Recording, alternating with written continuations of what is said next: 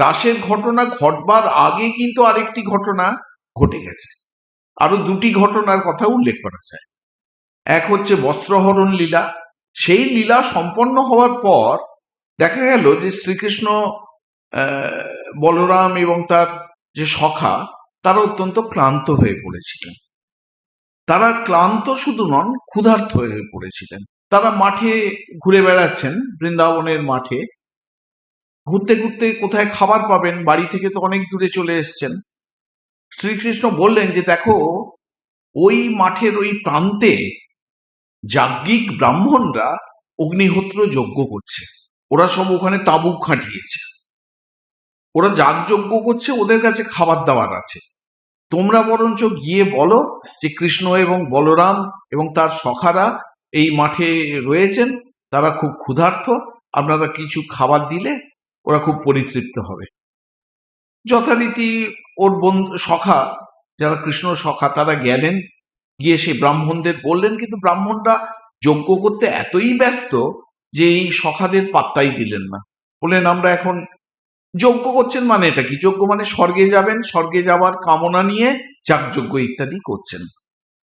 তারা ভগবানের ডাকে সাড়া দিতে পারলেন না। তো সখারা ফিরে এলেন। সখারা ফিরে এসে বললেন যে ওরা আমাদের পাত্তা দিলেন।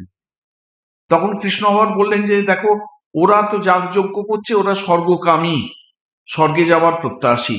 তোমরা একটা কাজ করো, ওদের স্ত্রীয়েরাও ওখানে রয়েছে, ওদের স্ত্রীয়েরা সব আমার ভক্ত, তোমরা গিয়ে ওদের স্ত্রীদের কাছ থেকে খাবার চাও, বলো যে কৃষ্ণ বলরাম খুব ক্ষুধার্ত, ওরা এসছেন।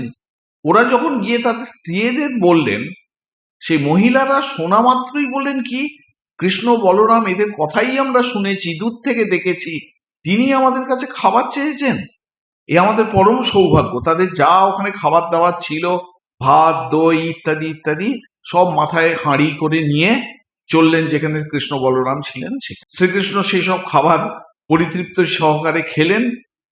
তারপরে ওই ওই যে স্ত্রী যারা, ওরাও শ্রীকৃষ্ণকে পাওয়ার জন্যে গোপনে সাধনা করতেন।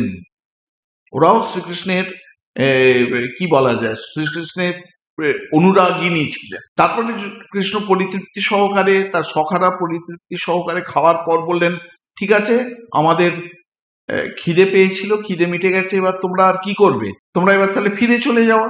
সেই ব্রাহ্মণ পত্নীরা তারাও বললেন, ঠিক আছে, আপনি বলছেন যখন, আমরা তাহলে ফিরে চলে যাচ্ছি, একটু আমাদের প্রতি কৃপা দৃষ্টি রাখবেন। ওরা ফিরে আবার চলে গেল।